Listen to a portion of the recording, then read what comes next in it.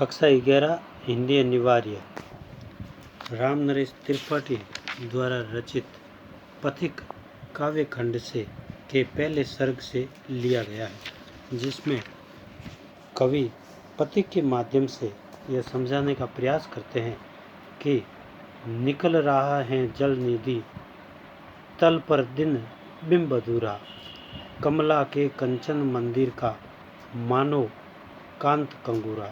इन पंक्तियों में कवि पथिक सूर्योदय का वर्णन करते हुए कहता है कि समुद्र की सतह से सूर्य का जो बिंब है, प्रतिछाया है, वो अधूरा निकल रही है, पूर्ण रूप से नहीं निकल रही।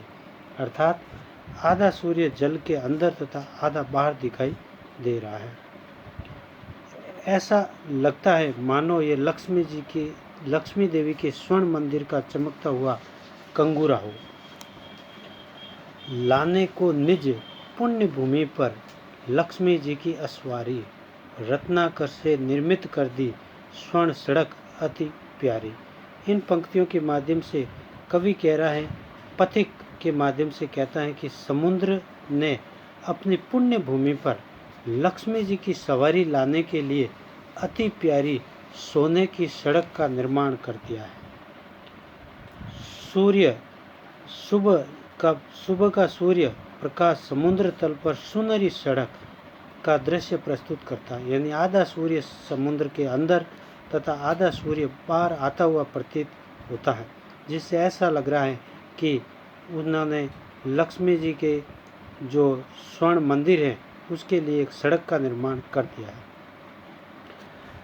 निर्भय दृढ़ गंभीर भाव से गरज रहा सागर, लहरों पर लहरों का आना सुंदर अति सुंदर। इन पंक्तियों में पथिक कहता है कि समुद्र भय रहित यानी निडर होकर मजबूत और गंभीर भाव से इरादे से गरज रहा है। उस पर लहरें एक के बाद दूसरी लहरें आ रही है, जो बहुत सुंदर और अति सुंदर दिखाई दे रही है। कवि अपनी प्रिया को संबोधित करते हुए कहता है कि हे प्रेममयी मंगलकारी कल्याणी, तुम अपने हृदय से इस सौंदर्य का अनुभव करो। अर्थात कहो यहाँ से बढ़कर सुख क्या पा सकता है प्राणी, अनुभव करो हृदय से अनुराग भरी कल्याणी। अपनी प्रेमिका यानी कल्याणी यानी मंगलकारी प्रेमिका को संबोधित करते हुए कवि कहता है कि हे प्रिय, बताओ यह सुख जो मिल रहा है, प्रकृति का जो सौंदर्य सुख है, क्या उससे अधिक सुख इस संसार में कहीं और मिल सकता है। अर्थात इस सौंदर्य का कोई मुकाबला नहीं हो सकता। यह प्रकृति का सौंदर्य सारे सुखों से अधिक प्रतीत होता है।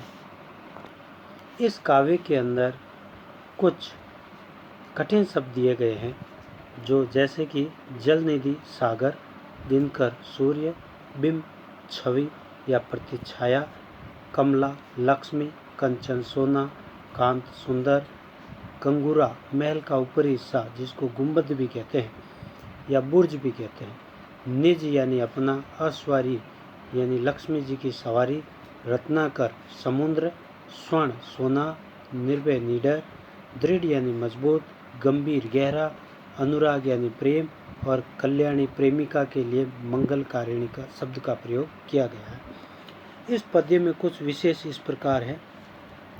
कवि ने सूर्योदय का अद्भुत वर्णन यहाँ पर किया है, जैसे स्वर्ण मार्ग यानी सोने के मार्ग की कल्पना की है लक्ष्मी जी के आने की प्रतीति में। कवि प्रकृति सौंदर्य एवं प्रिय प्रेम में प्रकृति सौंदर्य को सुंदर मानता है, अति सुंदर मानता है। यहाँ पर कमला यानी लक्ष्मी जी और कंगूरा को मानो कांत कंगूरा, यहाँ पर कांत कंगूरा माना है लक्ष्मी जी के मंदिर को। तो यहाँ पर उत्प्रेक्षा अलंकार हैं। उत्प्रेक्षा अलंकार में संभावना व्यक्त की जाती है, इसलिए यहाँ पर कंगूरे को लक्ष्मी जी के मंदिर के समान माना है।